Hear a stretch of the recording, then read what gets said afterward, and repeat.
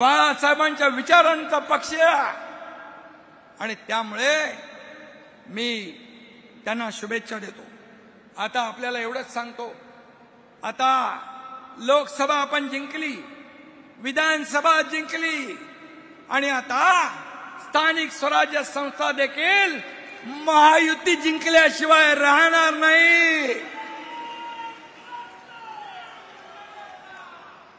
आणि म्हणून दिल्ली पासून गल्लीपर्यंत महायुती, स्थानिक स्वराज्य संस्थांमध्ये देखील महायुतीची सत्ता आणणं आवश्यक आहे। नाहीतर मुंबई जी पुढे जातीये 25 वर्ष मागे जाईल, अजून मुंबईची अधोगती होईल। मुंबईकर सुज्ञ आहे, मुंबईकर विकासाला प्राधान्य देणार आहे। 2.5 वर्षात 3 वर्षात जे मुंबईसाठी काम केलं हे फक्त लोकांपर्यंत पोहोचवण्याचं काम तुम्हाला करायचं आहे। आणि म्हणून जिल्हा परिषद भगवा फडकावणे, नगरपालिका भगवा, महापालिका भगवा आणि ग्रामपंचायतीवर देखील महायुतीचा भगवाच फडकला पाहिजे। आणि म्हणून महायुतीने आपण निवडणुका लढवणार आहोत। कोण कोणाची युती करतो, कोण कोणाशी मनोमिलन करतो याची चिंता तुम्ही करू नका, त्याचा हिशोब आमच्याकडे आहे। काही चिंता करण्याची आवश्यकता नाही। लोक कामाला महत्व देतात आणि म्हणून हे सगळं जे काही यश मिळालेलं आहे, हे यश हे तुमचं आहे, हे तुमच्या शिवसैनिकांचं आहे। 80 जागा लढवून शिवसेना 60 जागा जिंकले, 60 जागा। इतिहास घडवलाय तुम्ही। आणि म्हणून माझ्या सर्व नेते मंडळी बसली आहे इकडे, तुम्ही सर्व कार्यकर्ते आहात। मी मुख्यमंत्री होतो तेव्हाही कार्यकर्ता म्हणून काम केलंय, आजही कार्यकर्ता म्हणून काम करतोय, उद्याही कार्यकर्ता म्हणूनच काम करणार आहे। पण तुम्हाला मी एकच सांगतो, तुम्ही आता एकनाथ शिंदे बनून काम करायचं, एकनाथ शिंदे बनून काम करायचं। आणि जे आपण काम केलंय ते लोकांपर्यंत पोहोचवायचं। आज भाषणामध्ये मुख्यमंत्री देवेंद्र फडणवीसांवर काही टीका केली, नंबरवर, लोकप्रियता नंबरवर। अरे त्यांचे तर वरून खाली आले, वरून खाली येताना नंबर लागला। तुम्ही मुख्यमंत्री असताना घरात बसून खालून वर नंबर आला तुमचा, ते विसरला? कुणावर टीका करताना आणि किती वेळा रंग बदलणार, किती वेळा? मला वाटतं अशा प्रकारचा सरडा आयुष्यामध्ये मी कधी बघितला नाही, एवढ्या फास्ट रंग बदलणारा। आणि मी तुम्हाला एवढंच सांगतो की येणाऱ्या निवडणुकांमध्ये रामदासभाईंनी जे सांगितलं, गुलाबरावांनी सांगितलं, आता एकच लक्ष, स्थानिक स्वराज्य संस्थांवर महायुतीचा भगवा डौलाने फडकवायचं। आपला भगवा झेंडा या स्थानिक स्वराज्य संस्थांवर फडकवायचा। आपापसातले सगळे का असतील नसतील बाजूला ठेवा आणि कामाला लागा।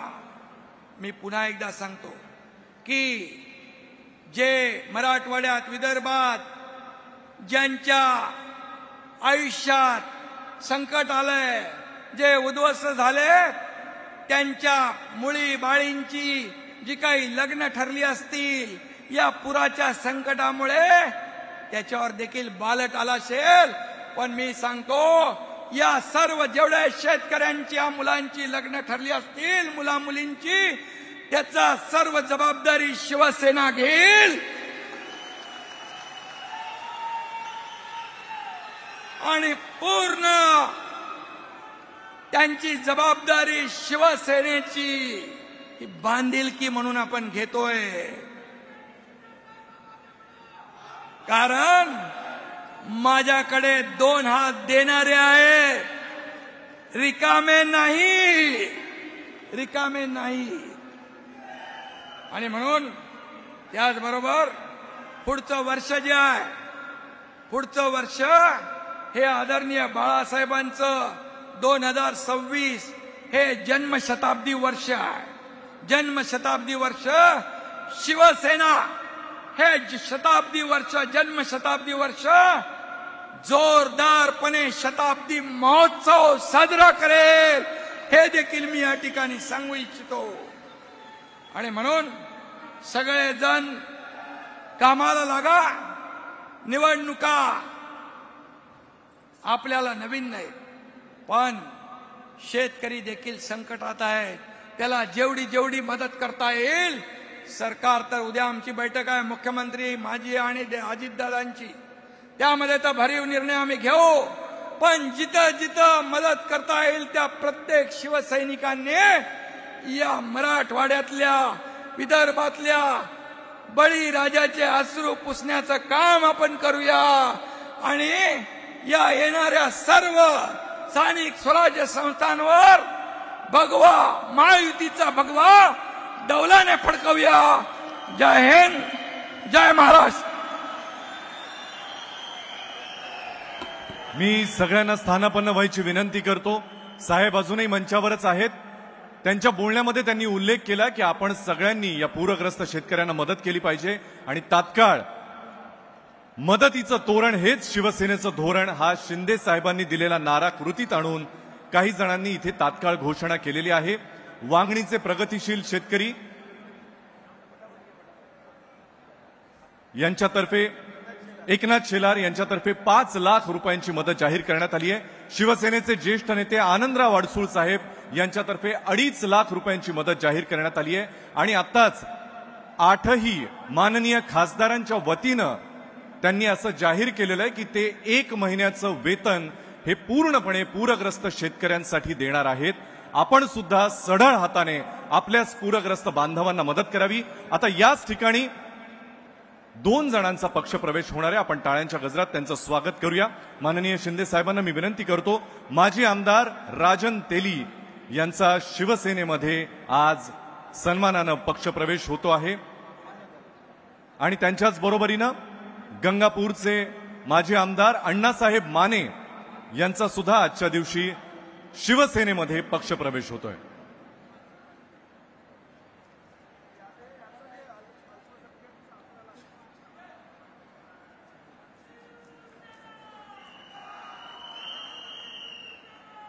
महाराष्ट्र अल्पसंख्याक विभाग समीर काझे यांच्याकडून 11 लाख रुपयांची मदत सुद्धा जाहीर करण्यात आलेली आहे. आपण सुद्धा सगळ्यांनी आपल्या या बांधवांसाठी, पूरग्रस्त बांधवांसाठी, शेतकऱ्यांसाठी सढळ हातानं मदत करावी. आपल्या समोर माननीय शिंदे साहेबांच्या हस्ते माजी आमदार राजन तेली आणि गंगापूरचे